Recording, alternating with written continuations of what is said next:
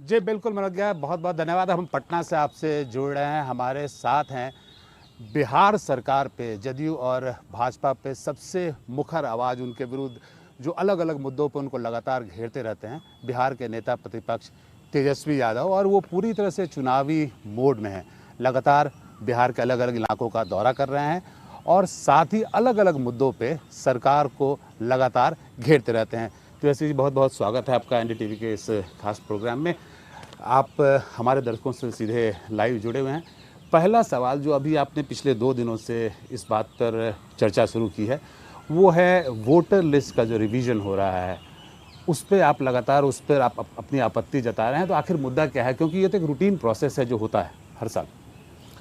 देखिए, आखिरी बार जब हुआ था रूटीन प्रोसेस तो 2003 में हुआ था, उसके बाद से हुआ नहीं। और जब 2003 में हुआ था तो लगभग 2 वर्ष लगे थे इस रूटीन प्रोसेस को पूरा करने में। बिहार का चुनाव नवंबर में संपन्न होना है और मात्र 2 महीना और बचा है। उसके बाद जो है नोटिफिकेशन वगैरह की प्रक्रिया जो है चालू हो जाएगी। यानी इलेक्शन कमीशन को 8 करोड़ लोगों का फिर से एक नया लिस्ट बनाना है, वो भी मात्र 25 दिनों में। वो भी तब जब 73% क्षेत्र बिहार का बाढ़ से प्रभावित रहता है। और ऐसे 11 डॉक्यूमेंट्स मांगे जा रहे हैं जिनका भारत सरकार के खुद के आंकड़ों में ही है कि बिहार के केवल 2 या 3% लोगों के पास ही ऐसे डॉक्यूमेंट्स उपलब्ध होते हैं। तो यानी साफ साजिश की बू आ रही है। और एक हफ्ते में कई बार जो है इलेक्शन कमीशन ने नोटिफिकेशन को बदला है, बदलाव किया है, बार बार बदलाव कर रहे हैं। यानी इलेक्शन कमीशन खुद ही कंफ्यूज है। बॉडी है जिस पर आप सवाल उठा रहे हम हैं। एकदम उठाएंगे because it's been hijacked. Election commission अपने से कहाँ चलता है। बीजेपी की आईटी टीम को पहले पता होता है कि चुनाव कब कौन कौन से तारीख को होना है। बाद में इलेक्शन कमीशन घोषणा के लिए है, सिर्फ घोषणा के लिए। आप बोल रहे हैं कि ये बीजेपी सच्चाई है, हाँ। द्वारा हाईजैक्ट है election commission. It is hijack. But चुनाव तो वही कराएगी ना बिहार अब में। ये तो बड़ा अच्छा है कि भाई हाईजैक कर दीजिए, अब तो वही कराएगी। तो और कोई तो है नहीं, है संवैधानिक चीज़ें हैं। यही तो बोल रहे भाजपा जब से आई है संवैधानिक संस्थाओं पे कब्जा कर लिया गया है। अपने मन मुताबिक अधिकारियों को जो है वहाँ रखा जाता है, उस हिसाब से मैनिपुलेशन कराया जाता है। अच्छा आप बताओ, 25 दिन में इट इज़ पॉसिबल 8 करोड़ के डोर टू डोर जाकर के कराना? बल्कि 3 से 4 करोड़ जो बिहारी हैं वो पलायन करते हैं, उनके लिए क्या होगा? वो रोजी रोटी छोड़ करके आएंगे या डॉक्यूमेंट, ऐसी डॉक्यूमेंट जो देंगे जो डॉक्यूमेंट उनके पास उपलब्ध ना हो? तो ये तो बड़ा आश्चर्य का बात है ना। अगर इसी वोटर लिस्ट पे प्रधानमंत्री जी लोकसभा का चुनाव हुआ था तो क्या वो चुनाव फर्जी है? और अभी जनवरी फरवरी में तो एक नया लिस्ट आया था। तो जब नया लिस्ट आया ही है, और ये प्रक्रिया तो हमेशा रूटीन वर्क चलता रहता है, जो 18 साल का होता है उसका जुड़ता है, जिनकी मृत्यु हो जाती है उनका हटता है। आप कुछ इसमें महाराष्ट्र की भी बात कर रहे थे। आप कह रहे थे कि महाराष्ट्र में जैसे हुआ और आपके खासकर जो समर्थक हैं उनको भी इस लिस्ट से निकाला जा सकता है, उनके वोटिंग राइट्स को। महाराष्ट्र में पूरे रूप से नहीं किया गया था। यहाँ तो आपको पूरा जो है सिस्टम ही जो है, पूरा एक जो वोटर लिस्ट पहले था उसको साइड रख दिया गया है और नए शुरू से वोटर्स जो है बनाए जा रहे हैं। तो आपको डर है कि आपके जो समर्थक हैं या आपका जो... हमको डर, देखिए हार जीत का डर नहीं है, लेकिन इनमें सबसे ज़्यादा गरीबों का वोटर लिस्ट से नाम हटेगा। और संविधान ने सबको अधिकार दिया है, वोटिंग का अधिकार दिया है। आप वो वोटिंग राइट भी आप छीनने जा रहे हैं। अफरा तफरी क्यों थी भाई? लोकसभा की चुनाव जब खत्म हुआ तभी शुरू कर देते प्रक्रिया। क्या जब लोकसभा का चुनाव खत्म हुआ था, अगर आपको शंका थी तभी जो है प्रक्रिया जो है वो शुरू कर लेनी चाहिए थी? तो आपने तब तो किया नहीं। नहीं ज़रूरत नहीं है, तब तो ज़रूरत है नहीं। तो हम यही कहना चाह रहे हैं कि आप इतने जल्दी और अभी भी जो डिस्ट्रीब्यूशन होता है फॉर्म का वो 99% इलाकों में अभी तक काम भी शुरू नहीं हुआ, बल्कि 5 दिन जो है शुरू हो चुके हैं। तो साफ जो है इसमें इलेक्शन कमीशन से हम लोग समय मांग रहे हैं। इलेक्शन कमीशन अभी तक कोई कंफर्मेशन नहीं दिया है और हम तो जानना चाहते हैं जो इलेक्शन कमीशन के जो हेड हैं वो कहाँ गायब हैं। He should come out and he should resolve all the problems. एक प्रेस कॉन्फ्रेंस भी नहीं इस किया पे गया। मोटा मोटी जो पूरा विपक्ष है वो इस पर एकजुट है और सबका मानना है कि इलेक्शन कमीशन जो है इस पे सवालों के घेरे में है। तो इसमें आप लगातार पिछले कुछ दिनों से काफ़ी एक्टिव दिख रहे हैं फील्ड में और आप लगता है ऑलमोस्ट चुनावी मोड में आ चुके हैं। ये बताइए हमें कि अब तो आपको मुख्यमंत्री का चेहरा भी कांग्रेस ने घोषित कर दिया। कन्हैया कुमार का हम वक्तव्य सुन रहे थे जिसमें उन्होंने आपको मुख्यमंत्री का चेहरा मान लिया। तो अब इस पर कोई कन्फ्यूजन नहीं है कि अगर इंडिया अलायंस जीतती है बिहार में तो तेजस्वी यादव जो है वो मुख्यमंत्री होंगे? देखिए, ये एक प्रक्रिया है। हमारे यहाँ किसी भी चीज़ को लेकर के इंडिया अलायंस में कोई कन्फ्यूजन नहीं है। हर चीज़ स्मूथली चल रहा है। हमारा अपनी स्ट्रैटेजी है, उस स्ट्रैटेजी के हिसाब से हमें कई चीज़ें जो हैं घोषणा करनी है। चाहे उम्मीदवारों का नाम हो, सीटों का ऐलान हो, कौन कितने सीटों पर लड़ेगा चाहे वो हो, हमारा विज़न क्या होगा, हमारा रोड मैप क्या होगा, ये सब चीज़ें जो हम लोगों को पेश करना है। तो यहाँ कोई कन्फ्यूजन की बात नहीं है। यहाँ हर एक चीज़ तय हो रखा है और कैसे हम बिहार के सामने अपनी बातों को रखेंगे, अपने विज़न को रखेंगे, इससे एक स्ट्रैटेजी, एक टाइमिंग है। उस टाइमिंग के अनुसार जो औपचारिक जो घोषणाएं हैं वो घोषणा भी हो जाएगी। औपचारिक घोषणाओं में कोई कंफ्यूजन इफ एंड बट किसी चीज़ को लेकर के, आपके चाहे मुख्यमंत्री फेस के को लेकर के हो या किसी चीज़ को लेकर के हो, कोई कंफ्यूजन नहीं है। तो मतलब अगर इंडिया अलायंस बिहार में जीतती है तो मैं अगले मुख्यमंत्री से बात कर रहा हूँ तेजस्वी, मैं अगर ऐसा बोल रहा हूँ तो गलत नहीं बोल रहा हूँ। एक आप लगातार इधर हाल में जो अलग अलग मुद्दों को उठा रहे हैं उसमें एक जो नियुक्तियां कर रही है सरकार बिहार में, खासकर जो आयोगों में नियुक्तियां हो रही हैं उस पर आप लगातार सवाल उठा रहे हैं और आपने दामाद आयोग और जमाई आयोग जैसे बातों को उठाया, जबकि आपके परिवार पर भी लोग परिवारवाद का आरोप लगाते रहे। हमारे ही परिवार पे तो कई लोग जो है कई बार जो है आरोप लगाते रहे। जो परिवारवाद का गाली हमको दे रहे थे वो आज क्या कर रहे हैं? चिराग पासवान जी की पार्टी में कौन कौन है? वो किसका अलायंस पार्टनर है? मोदी जी के। जीतन राम मांझी जी क्या है? उनके परिवार में कौन कौन है? उन्हीं के पार्टी के।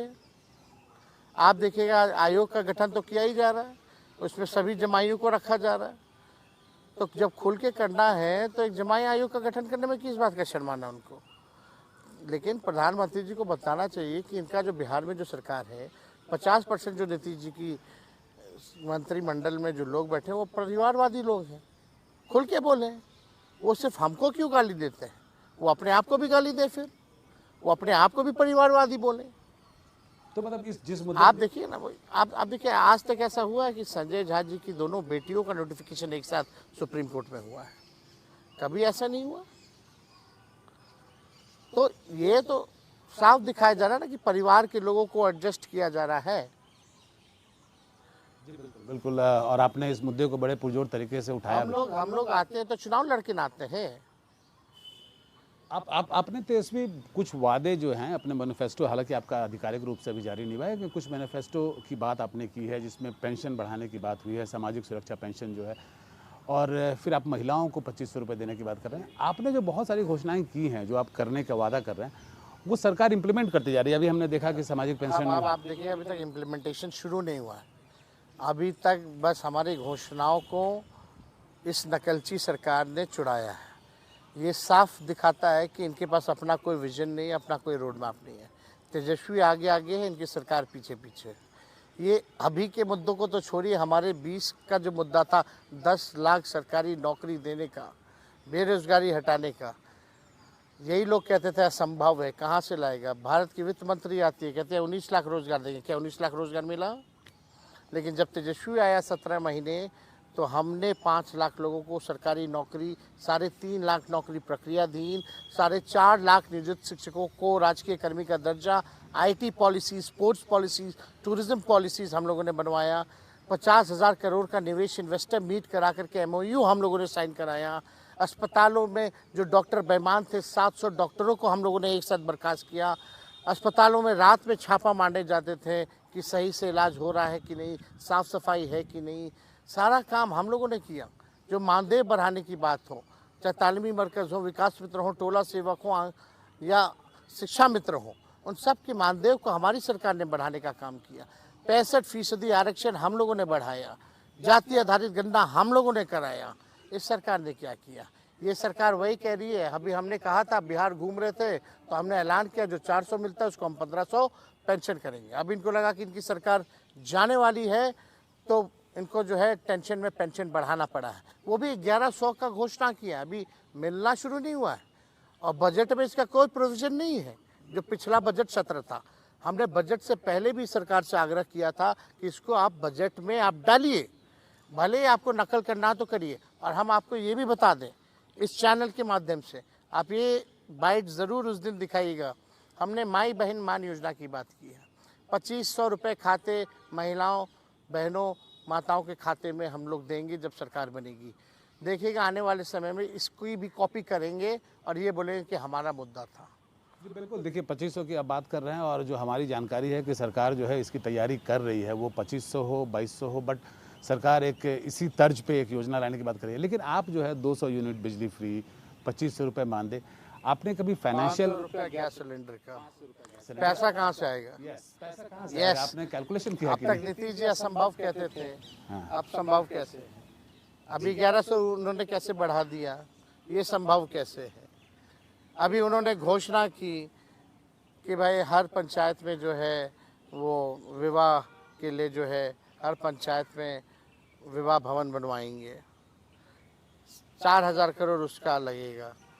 वो कैसे संभव है? अरे भाई, जब पैसा है, पहले यही तो हम समझाते रहे। ये जो 17 साल से सोई हुई सरकार थी 20 में, इनको यही तो समझा रहे थे कि भाई रिक्त पद है, आप भर दो खाली। इनको यही नहीं पता था कि पदे कितने रिक्त हैं इनके या इनके रिटायर्ड अधिकारियों को। भरा गया ना।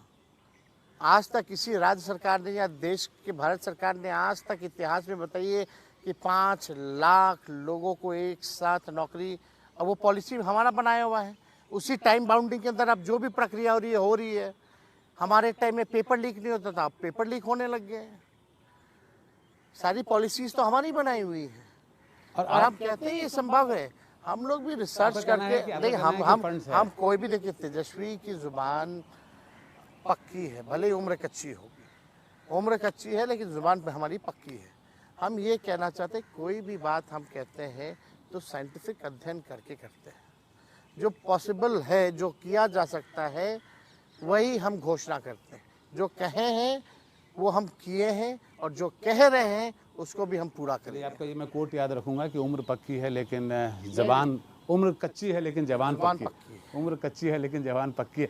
आप तो इसमें बार बार एक रिजर्वेशन कोटा बढ़ाने की भी बात करते हैं, जो कास्ट सेंसस हुआ था उसके बाद पर, लेकिन वो हो नहीं पाया, मामला कोर्ट में फंस के रह गया। आपकी सरकार अगर आती है तो आप इस मुद्दे पे क्या करेंगे? आप आज इस प्लेटफॉर्म से बता सकते हैं। लाइन में डाला जाएगा ताकि आगे से कोई भी इस आरक्षण के साथ छेड़छाड़ ना किया जाए। यही मांग तो हम भारत सरकार से कर रहे हैं, लेकिन भाजपा के लोग आरक्षण चोर, आरक्षण खोर पार्टी। 50% रिजर्वेशन सीलिंग जो है वो बीच आड़े आ रहा है ना बीच में। वो तो तभी टूट गया था, EWS का जब आया था तभी टूट गया था। जब बैरियर EWS के समय ही टूट गया तो अब तो आप 90 ले जाइए, 95 ले जाइए, क्या फर्क पड़ रहा है? और आप प्राइवेट सेक्टर में भी रिजर्वेशन की बात कर रहे हैं, इसलिए कह रहे हैं जुडिशरी में भी रिजर्वेशन की बात कर रहे हैं। होना चाहिए, क्यों नहीं होना चाहिए? आप देखिए ना, जितनी भी संस्थाएं जहां भी नौकरियां मिल सकती थी सरकारी, सबको तो मोदी जी ने प्राइवेट कर दिया। तो जहां आरक्षण मिलना था वहां नौकरी ही नहीं मिल रही, तो आरक्षण स्वतः समाप्त हो गया। तो एक ही सेक्टर बचा है जहां नौकरियां हैं, तो प्राइवेट सेक्टर तो क्यों नहीं होना चाहिए? प्राइवेट सेक्टर में और जुडिशरी में, दोनों में राजद या तेजस्वी अगर सरकार में आते हैं तो उसकी वकालत आप कर रहे हैं। एकदम किया जाएगा, हम लोग करेंगे। आप मास माइग्रेशन की भी बात तेजस्वी बार बार करते हैं, मास माइग्रेशन से बिहार में, और आप उस पर भी सरकार को घेरने की कोशिश करते हैं। ये बताइए कि आप अगर आएंगे तो कोई आपके पास रोड मैप है? क्योंकि बिहार तो सबसे बड़ा देश का लेबर एक्सपोर्ट है। हमें बड़ा पीड़ा होती है और मोदी जी 11 साल प्रधानमंत्री हो, नीतीश कुमार जी 20 साल मुख्यमंत्री, एनडीए की सरकार केंद्र में भी राज्य में भी। बिहार सबसे गरीब राज्य, बिहार सबसे बेरोजगार राज्य, बिहार में सबसे ज़्यादा पलायन, शिक्षा स्वास्थ्य सबसे पीछे बिहार, इंडस्ट्री कारखाने निवेश के मामले में बिहार सबसे पीछे। यही प्रधानमंत्री जी कहते थे कि हम चीनी मिल चालू करा के इसी चीनी मिल का चाय पियेंगे। 11 साल प्रधानमंत्री रहते हुए उन्होंने एक चीनी मिल नहीं चालू कराई, लेकिन 17 महीने में तेजस्वी ने रीगा चीनी मिल को चालू कराने का काम किया। आएंगे मोदी जी तो हम ज़रूर उनको लेके जाएंगे, वहाँ का चीनी का चाय पिलाएंगे। लेकिन हमें पीड़ा होती है, हमारे पास रोड मैप है, विजन है, यहाँ इतना अच्छा डेयरी से लेकर के फिशरीज इंडस्ट्री लगाया जा सकता है, फूड प्रोसेसिंग यूनिट्स लगाए जा सकते हैं। आई वांट टू सी बिहार जहाँ पढ़ाई के लिए बाहर ना जाना पड़े। हम ऐसा वर्ल्ड क्लास यूनिवर्सिटी बनाए जहाँ 2000 एकड़ में हो, जहाँ एजुकेशनल सिटी बनाने का काम किया जाए। हम चाहते हैं वर्ल्ड क्लास हेल्थ इंफ्रास्ट्रक्चर लोगों को मिले, इलाज के लिए बाहर ना जाना पड़े। आज आईटी हब बनेगा, आईटी पार्क बनेगा, SEZ लगेगा, यहाँ इंडस्ट्री आएगी, कारखाने खुलेंगे, तो लोगों को बाहर जाने की जरूरत नहीं है। मोदी तो जी नीतीश आप देखिए ना, बिहार का पैसा बाहर खर्च हो रहा है कि नहीं हो रहा। इलाज के लिए लोग बाहर जाते हैं, नौकरी रोजगार के लिए बाहर जाते हैं, इलाज शिक्षा के लिए बाहर जाते हैं। बिहारी लोगों का पैसा बिहार के बाहर जा रहा है। अगर बिहार के लोग बिहार में रहेंगे तो यही पैसा घूमेगा, रेवेन्यू आएगा। तो हम तो चाहते हैं कि लिमिटेड रिसोर्सेज में हम लोग बहुत कुछ कर सकते हैं। और यही नीतीश कुमार जी का बयान दिखाइएगा जो उन्होंने 20 में कहा था कि लैंडलॉक्ड स्टेट है, इसलिए हम लोग इंडस्ट्री नहीं लगा पा रहे, निवेश नहीं ला पा रहे। ये उनके पास विल पावर की कमी है। विल पावर हो तो काम हो सकता है। क्या पंजाब राजस्थान लैंडलॉक्ड स्टेट नहीं है? क्या मध्य प्रदेश लैंडलॉक्ड स्टेट नहीं है? तो वो सब बिहार से आगे कैसे है? तो मतलब आपका कहना है कि चाहे वो नीतीश हो या प्रधानमंत्री मोदी हो, बिहार के लिए उनके पास कोई विजन नहीं है या वो कुछ प्लान कर नहीं पा रहे हैं। और हमारे प्रधानमंत्री जी जब आते हैं या कभी भी, तो वो शेयर मार्केट का शेयर कैसे खरीदा जाए अमीरों को इसकी सलाह देते हैं, लेकिन कभी भी बेरोजगारी ख़त्म करने की बेरोजगारों को कोई सलाह दी है? गरीबी कैसे ख़त्म करेंगे इसकी सलाह कोई दी है? महंगाई कैसे ख़त्म करेंगे इसकी कोई सलाह दी है? इस पे तो कोई सलाह नहीं देते हमारे प्रधानमंत्री। गरीबों की तो बात ही नहीं करते हैं। वो आते हैं केवल हम लोगों को गाली देते हैं। आज जहाँ इंटरव्यू दे रहे हैं, इसी दीवार पे जो है 4 गोलियां चली हैं, अभी तक अपराधी नहीं पकड़ा गया। बिहार का सबसे सुरक्षित इलाका है, मुख्यमंत्री आवास है, गवर्नर हाउस कुछ चंद दूरी पर है, बगल में जज साहब का घर है, इधर डेवलपमेंट कमिश्नर का घर है, पीछे मंत्री का घर है। इन इलाकों में गोलियां चल रही हैं। बच्ची को गैंगरेप होता है, बलात्कार होता है, उसको अस्पताल में 4-4 घंटे बिस्तर नहीं मिलता है, इलाज नहीं हो पाता, दम तोड़ देती है। क्या ये जंगल राज नहीं? व्यवसायिक के घर घुस करके गोली मारा जा रहा है। 100 से भी ज्यादा हत्याएं हो चुकी है केवल जो व्यापारी लोग हैं उनकी, जो इन केवल 3-4 महीने में। सुशासन बाबू जो हम लोग बोलते थे, वो अब सुशासन बाबू नहीं रह गए, जो आप कहना चाह रहे हैं। तभी तो कह रहे हैं कि लाइसेंस लीजिए, अब हमको छोड़िए, अपना जान का सुरक्षा खुद कीजिए, हम इधर कलम बांट रहे। और आप बार बार ये भी बोलते रहे हैं कि वो अचेत अवस्था में है और सरकार वो नहीं चला रहे हैं। अचेत अवस्था में बड़ा आरोप है ये। हाँ, अचेत अवस्था में, तभी तो आज तक जदयू ऑफिस में मोदी जी का फोटो नहीं लगा था, मोदी जी का फोटो भी लगने लग गया। वही मुख्यमंत्री जी जो थाली खींचते थे, जिनका हाथ पकड़ने पर विवाद हो जाता था, हाथ छुड़ा के भागते थे, आज उन्हीं के दफ्तर में मोदी जी का फोटो लग रहा है। तो अचेत अवस्था में तो है। तो ये तो मुख्यमंत्री के कंसेंट से ही लगा होगा। मोदी जी का फोटो अगर जदयू ऑफिस में लगा है तो उनके कंसेंट से। मुख्यमंत्री जी के कंसेंट से। एक मिनट, इसमें आपसे हम रूबरू नहीं होते हैं।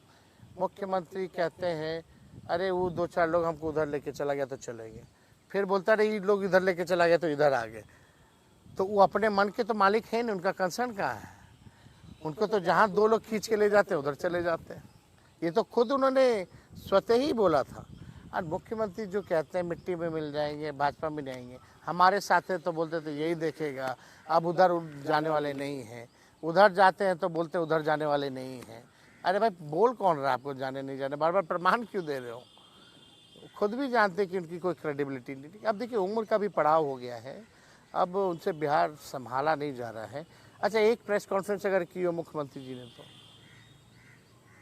इतने बड़े बड़े हादसे हुए हैं देश भर में, बिहार भर में, कोई प्रक्रिया अगर दी हो फिजिकली तौर पे या किसी को बुला करके इंटरव्यू दिया हो तो हमको बता दीजिए। ठीक है, चलिए आपकी बात मान लिया कि मुख्यमंत्री का उम्र होता जा रहा है और युवा लोगों को मौका मिलना चाहिए, बट तेजस्वी यादव को क्यों? ऐसा क्या विजन है कि बिहार की जनता जो है आप पर ट्रस्ट 17 महीने 20 में तो लोगों ने लगभग सरकार बना ही दिया था, लोगों का विश्वास था तभी तो। अब वोट हमको सबका मिला तभी तो, हर जाति हर धर्म के लोगों का, हर वर्ग के लोगों का मिला। हमारे पास विजन है, अनडाइंग पैशन है बिहार को आगे ले जाने का, और हमने 17 महीने में काम करके दिखाया है। बताइए कौन सा जंगल राज आ गया था जब हम 17 महीने थे? तो 2 बार हम उप मुख्यमंत्री बने, 15 में 18 महीने के लिए, फिर 22 में आए तो 17 महीने के लिए। कौन सा जंगल राज आ गया? आज आप पटना के सड़कों पे घूम रहे हैं, जितना तिरंगा लगाया हुआ है वो तेजस्वी का लगाया हुआ है। चमकता है कि नहीं चमकता है? कितने रोड पुल, पहला डबल डेकर देने वाला छपड़ा में तेजस्वी था, उसकी कॉपी हुई कि नहीं हुई?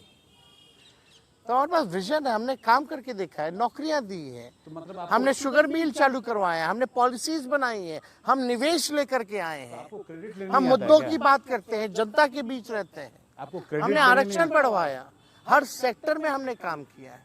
नहीं, तो आपको क्रेडिट लेने नहीं आता है, इसका मतलब है, क्योंकि हम जिस तरीके से क्रेडिट मिलना चाहिए वो जनता के बीच में उसका क्रेडिट मिल नहीं रहा है। तो इसका मतलब आप काम तो आप कर लेते हम हैं। काम करते हैं, क्रेडिट हमको जनता देती है, तभी तो बड़ी पार्टी बना के रखी हुई है, तभी तो कोई चैनल अगर सर्वे कराता है तो मुख्यमंत्री का पहला पसंदीदा तेजस्वी चेहरा होता है, तभी तो।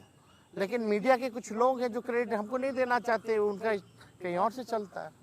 और ये तेजस्वी, आप बार बार शुगर केन फार्मर्स की आप बात कर रहे थे, बिहार में एक बड़ा मुद्दा है, बहुत सारे शुगर मिल्स बंद हैं।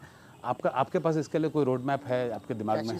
शुगर केन फार्मर्स, गन्ना शुगर केन इंडस्ट्री की हम बात कर रहे थे। यहाँ देखिए, शुगर केन हो, चीनी मिल की क्या व्यवस्था है, किसानों का क्या व्यवस्था है?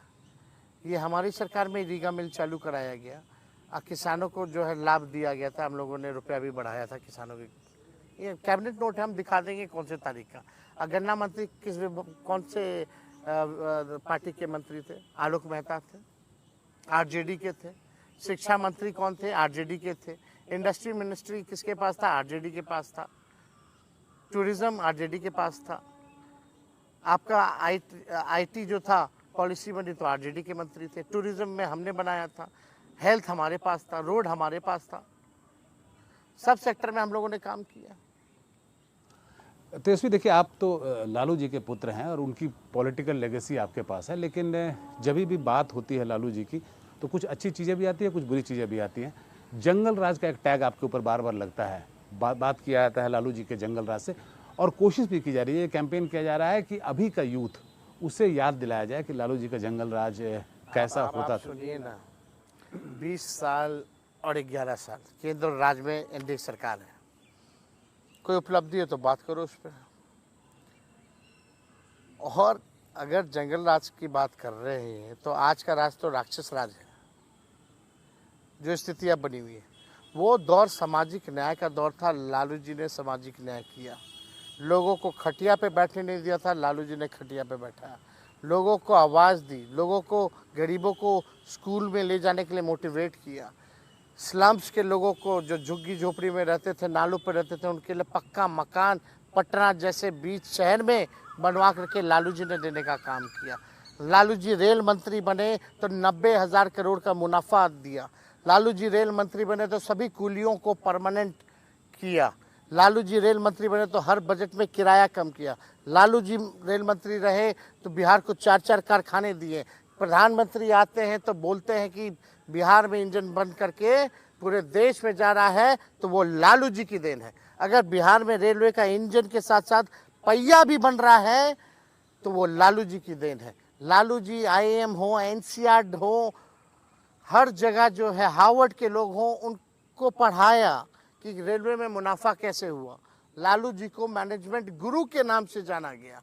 लालू जी के काम को, जो भी यूनिवर्सिटी बने हैं, जो भी मेडिकल कॉलेजेस बने हैं, अब के हालों में वहाँ कहीं पढ़ाई हो रही है?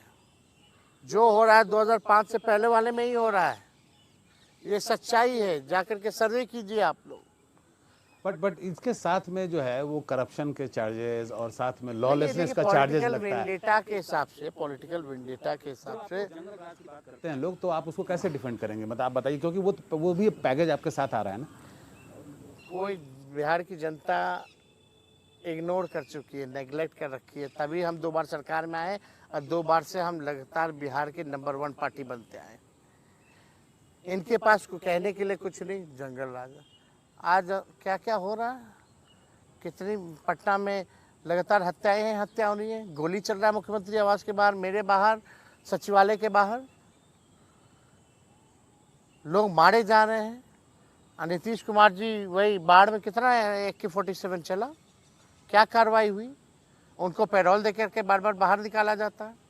जो दलित के हत्यारे लोग हैं उनके लिए कानून बदल करके बाहर निकलवाया जाता है, उनको टिकट दिया जाता है, तब जंगल राज नहीं है। ये केवल प्रोपेगेंडा चलाने से नहीं होता। अगर जंगल राज की बात करनी है, सही मायने में अगर डिबेट करना है, तो आप NCRB के आंकड़े लाइए, डेटा लाइए। और वो डेटा ये कह रहा है कि 2005 के बाद से नीतीश जी बीजेपी की सरकार में अपराध जो है पहले से कई गुना बढ़े हैं। ये सच्चाई है, सरकारी आंकड़े ऐसा कह रहे हैं। जब वही उन्हीं का आंकड़ा है ना, NCRB तो होम मिनिस्ट्री का ही है। चलिए तेजस्वी, अंतिम सवाल आपसे, अगर आपके मैं विजन की बात करूं या आपके पार्टी के विजन की बात करूं, तो टॉप 5 एजेंडा में क्या होगा अगर तेजस्वी बिहार के मुख्यमंत्री बनते हैं या राजद सरकार बनाते हैं? पढ़ाई, दवाई, कमाई, सिंचाई, सुनवाई और कार्रवाई वाली सरकार। फिर से इसको रिपीट कीजिए थोड़ा धीरे। पढ़ाई, दवाई, कमाई, सिंचाई, सुनवाई और कार्रवाई वाली सरकार। इसको थोड़ा इलाबोरेट कर दीजिए। पढ़ाई, सिंचाई, कमाई बोले तो रोजगार, रोजगार, नौकरी, निवेश, industry, IT park, SEZ, educational city, दवाई, हेल्थ के लिए पढ़ाई, दवाई, कमाई, जी बिल्कुल, सिंचाई, सिंचाई, इरिगेशन, किसानों की बात कर रहे हैं आप। किसानों की बात कर रहे हैं, सुनवाई होगी और दोषियों पर कार्रवाई होगी। जस्टिस, आप जस्टिस की बात कर रहे हैं। चलिए यहाँ सरकार ना सुनवाई करती है ना कार्रवाई करती है। चलिए तेजस्वी, तो NDTV से बात करने के लिए बहुत बहुत धन्यवाद, बहुत बहुत धन्यवाद तेजस्वी। तो ये तेजस्वी यादव पटना से सीधे जुड़े हुए थे और NDTV के माध्यम से बता रहे थे कि इस चुनाव में उनका एजेंडा क्या होगा और विजन क्या होगा आने वाले समय में।